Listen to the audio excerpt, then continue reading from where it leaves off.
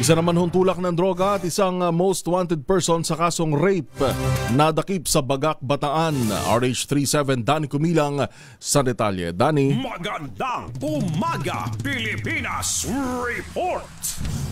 Matagumpay na naaresto ng Bagak PNP sa pamumuno ni Bagak Chief of Police Major Roger Pisillo ang isang tulak ng droga at isang most wanted person sa kasong rape na naaresto ang mga ito sa magkahiwalay na ikinasang police operation sa bayan ng Bagak, Bataan. Unang naaresto ang isang tulak ng droga sa Barangay Sasaib, Bagak, Bataan.